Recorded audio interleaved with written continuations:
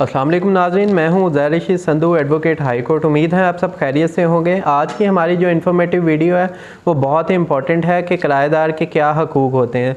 पिछले कुछ अरसे में मैंने एक वीडियो बनाई थी जो इन्फॉर्मेटिव वीडियो थी, जिसके मुताबिक किराएदार को कैसे बेदखल किया जाता है। तो उसमें बहुत सारे बैड कमेंट्स आए, बहुत सारी कॉल्स भी आई, जिसमें हमारा मकसद बनाने का वीडियो ये होता है कि कोई भी इस तरह का शख्स को जो नाजायज़ तौर पर किसी मालिक की ज़मीन पे काबज़ है तो उसको उसका हक़ दिलाया जाए, बजाय इसके कि उसका हरगिज़ भी ये मतलब नहीं था कि किसी बेघर को दोबारा बेघर किया जाए या किसी किराएदार की डिसरिस्पेक्ट की जाए, उसको डिग्रेड किया जाए या उसकी जो इज़्ज़त नफ्स को मजरूह किया जाए। तो आज की जो वीडियो है वो किराएदार के हकूक़ के मुतालिक है। तमाम जो है वो बातें हम इसमें डिस्कस करेंगे कि कैसे जो है वो किराएदार अपने हकूक़ को मेंटेन कर सकता है और कैसे उन पे इम्प्लीमेंटेशन कर सकता है और क्या क्या किराएदार के हकूक़ होते हैं। और अगर मालिक से उसने प्रॉपर्टी एक किराए पर ले ली है तो उसमें वो किस तरह रीज़नेबली एमिकेबली रह सकता है। चले चलते हैं वीडियो की तरफ और देखते हैं कि कैसे हम किराएदार के हकूक़ को इम्प्लीमेंटेशन कर सकते हैं।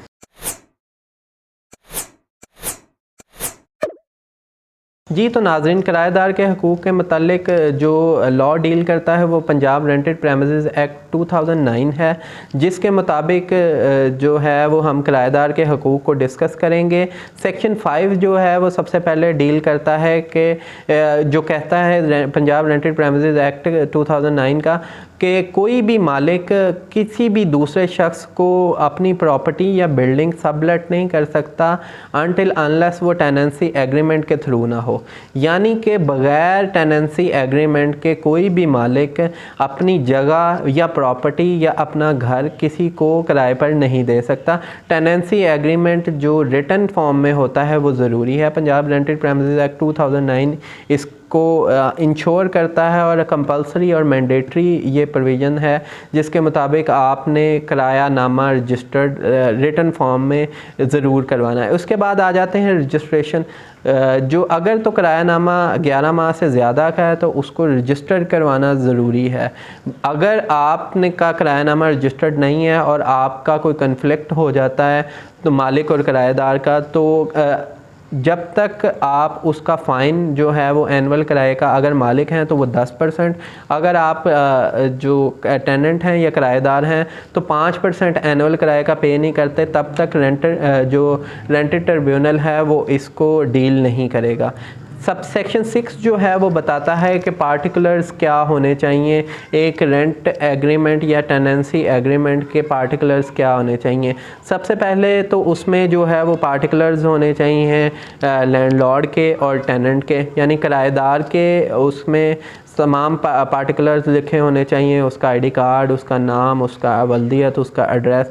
उसके बाद मालिक मकान के तमाम पार्टिकुलर्स मौजूद होने चाहिए, यानी उसका नाम, उसकी वल्दियत, उसका शनाख्ती कार्ड नंबर, उसका एड्रेस।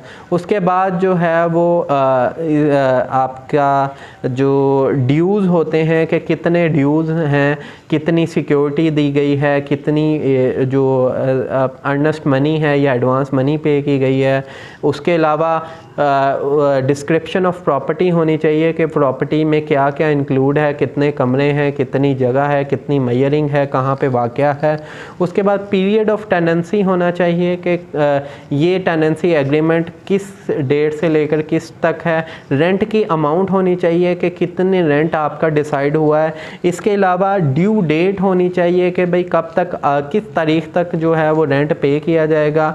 उसके बाद मोड ऑफ पेमेंट होना चाहिए कि किस तरह जो है वो रेंट पे किया जाएगा। वो कैश की शक्ल में होगा, वो मनी ऑर्डर की शक्ल में होगा, वो बैंक डिपॉजिट होगा या जैज़ कैश या व्हाट्सएवर, कोई भी किसी किस्म का जो मोड ऑफ पेमेंट है उसको। ये इंग्रेडिएंट हैं, यानी कि कोई भी टेनेंसी एग्रीमेंट जो कोई भी मालिक जो है वो जब तक टेनेंसी एग्रीमेंट नहीं बनाएगा किराएदार के साथ, वो अपनी बिल्डिंग या प्रॉपर्टी को किराए पर नहीं दे सकता। उसके बाद इंग्रेडिएंट आ जाते हैं सेक्शन 6 में कि क्या क्या इंग्रेडिएंट होने चाहिए टेनेंसी एग्रीमेंट में। अब आते हैं हकूक़ की तरफ। जो किराएदार के हकूक़ हैं उसको डिस्कस कर देते हैं ताकि वीडियो जो मेन टॉपिक है उसको हम कवर कर सकें। सबसे पहले तो किराएदार का ये हक़ है कि वो सर्टिफाइड कॉपी हासिल करे मालिक मकान से। जो मुसद्दक़ा कॉपी है मालिक मकान का ये फ़र्ज़ है और किराएदार का ये हकूक़ है कि वो अटेस्टेड कॉपी जो है वो किराएनामे की हैंड ओवर करे जो किराएदार को। अगर इन केस कोई कन्फ्लिक्ट होती है तो किराएदार रेंटेड ट्रिब्यूनल में जाकर उसको उस कन्फ्लिक्ट को एक्सप्लेन करे और अपना मैटर जो है वो सॉर्ट आउट करे। उसके बाद जो दूसरा हकूक़ ये है कि किराएदार का कि लैंडलॉर्ड जो है वो मालिक मकान है वो कभी भी जो यूटिलिटी है, एमिनिटी है या ईज़मेंट है, यानी कि कोई भी बिजली का कनेक्शन मुनक़ता नहीं कर सकता बग़ैर किसी सफिशेंट रीज़न के, गैस का कनेक्शन नहीं कर सकता, आने जाने के रास्ते को ख़त्म नहीं कर सकता, यानी राइट ऑफ वे नहीं ख़त्म कर सकता, राइट ऑफ लाइट नहीं ख़त्म कर सकता, या बिल्कुल ही जो है वो गुज़रने का रास्ता ना दे, कोई ऐसी चीज़ बुलंद कर दे जहाँ से रोशनी ना आए, या पानी बंद कर दे, गैस बंद कर दे। तो ये जो है वो किराएदार के हकूक़ हैं कि मालिक मकान कभी भी इस तरह की हरकत नहीं कर सकता है विदाउट सफिशेंट रीज़न, यानी कि बग़ैर किसी जो मेन वजह के वो बंद नहीं कर सकता। उसके बाद एक किराएदार का हकूक़ जो मोस्ट इम्पॉर्टेंट हकूक़ है वो प्राइवेसी से रेलिवेंट है,